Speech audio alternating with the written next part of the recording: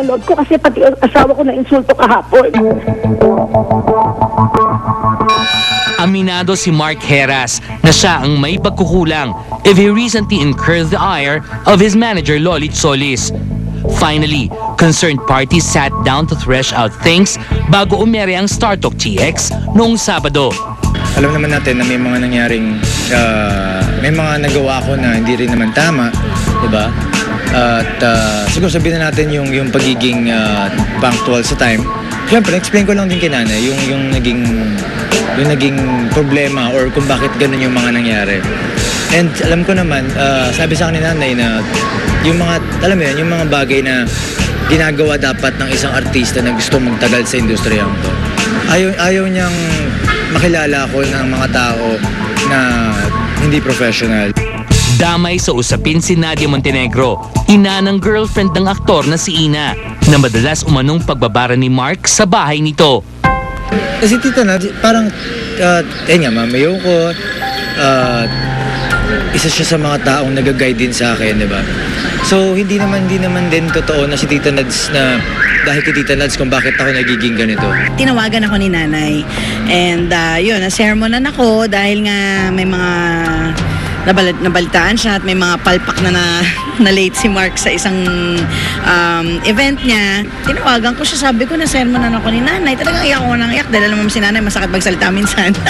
So naiyak talaga ako, sabi ko, nak, bakit ganito? Sabi ko, nasasaktan ako. Sabi ko, ako yung nagiging mali. So nakita ko nagtampo si nanay sa kanya. Wala naman akong pwedeng sabihin kasi si nanay yan eh. Si nanay pwede akong tawagan niya at sigasiguan at pagalitan. Since 11 years old ako, yun na ginagawa sa akin yan. So hindi ako pwedeng lumaban kay nanay. Ito naman ang panig ni Lolit Solis. Bakit dumalo si Mark na kasama si Nadia? Ako, akala niya siguro, matatakpan siya ni Nadia dahil di ba ang taba ni Nadia? Ay, syempre, hindi ko siya agad siya makikita pag ano. So, na-resolve ba yung issue? Oo naman, parang naintindihan naman nila. Good na, ano naman, level-headed din si Nadia. Kasi ako sabi ko, unang-una Nadia, natutuwa akong naging close sa'yo si Mark. Kasi, dahil nakikinig sa sayo, matuturuan mo siya ng mabuti. Maayos mo, di ba? At since artista ka rin naman, baka maturuan mo siya para maka-stay dyan sa top na kinalalagyan niya nang walang magiging problema, di ba? Eh kaso, parang hindi ganun nangyayari. Di ba? Actually, ang dapat ko talagang pagalitan si Mark. Okay. Kasi nasa may katawan niya, di ba? At saka may sarili kaya lang, ang naiisip ko, laging kasama niya si Nadia. Ito ko sinabi ko kay Nadia, kung hindi mo matuturuan ng mabuti si Mark at hindi mo maayos at hindi ka susundin, mabuti pa, maghiwalay na kayong dalawa. Pero ang isyong inakala ng marami ay natuldukan na, hindi pa pala. Last Sunday, Showbiz Central acceded to Nadia's request for a phone patch interview.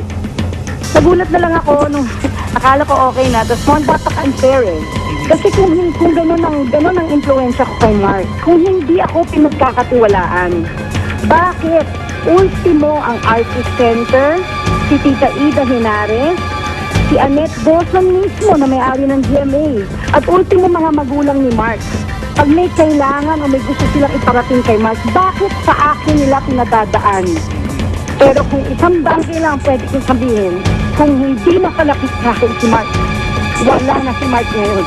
Kung masama akong influensya, bakit matitino lahat ng anak ko?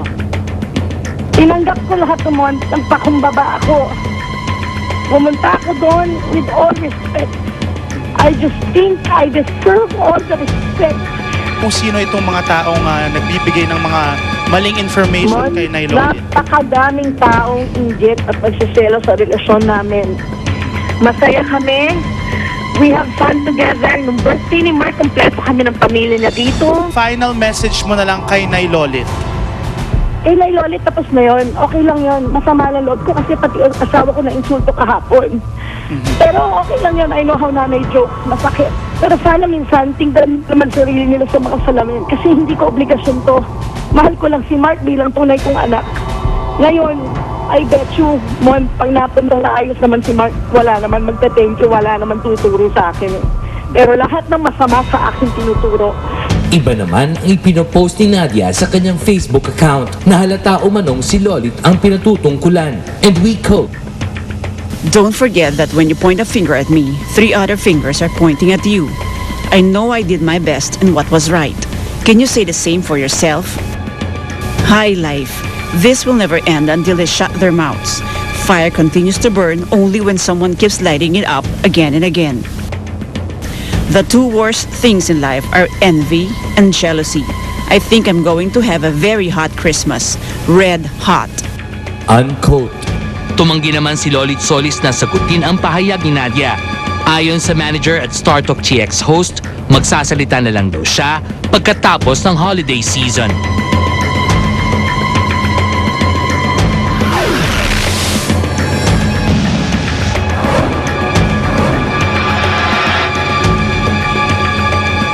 At ito ang babaeng hindi regalo ang dala, kundi puro pabati.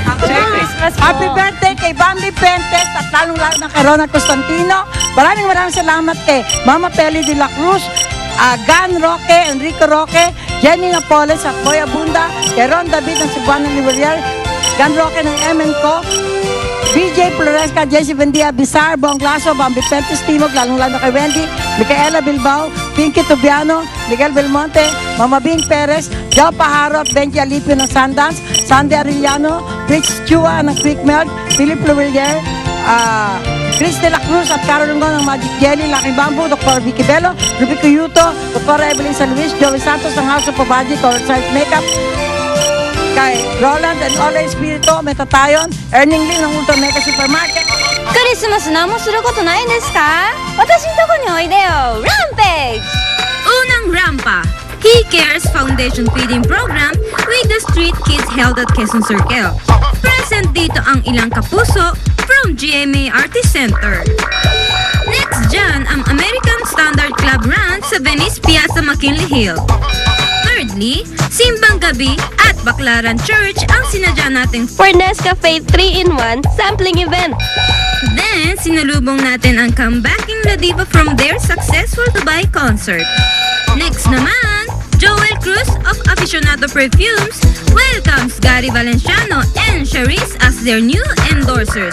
And next year, magkakaroon na din ng Joel Cruz Apparels at Facial Care. Di rin tayo papahuli sa outreach program ni Starstruck 5 Survivor Pro Conocino sa Orphans from Children's Joy Foundation at Pasig City. Rampage! Owarimasu!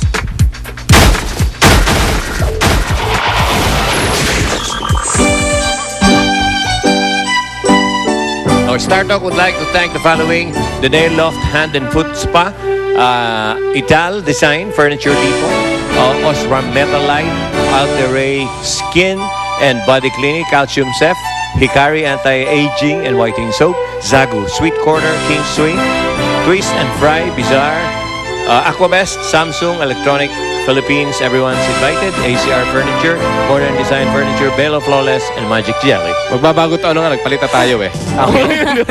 Okay, Alisa? Ayan, babati po muna ako. Thank you, Dr. Vicky Bello, Dr. Caparasin Bello Medical Group, Flawless, Medline, Ernst Placenta, Bucalo Shoes, Dinner Hair Fashion, Karim Madam po may outfit, Bello Essentials, Lawrence Uteri po may makeup, Dr. Highland Dr. Sasper may dental care, Dr. Highland San Luis, Dr. San Luis of Flawless. Thank you At po. maraming salamat, Dr. Evelyn San Luis of Flawless, Dr. Vicky Bello, sila sa Tutiara, Susan Aquino, Symmetria, at syempre Gold's Gym and Metatayon.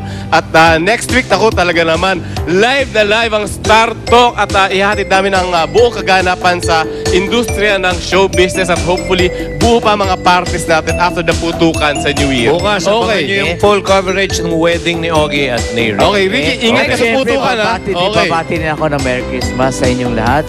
At marami kaming pasabog na intriga ngayong darating na taon. Promise yan.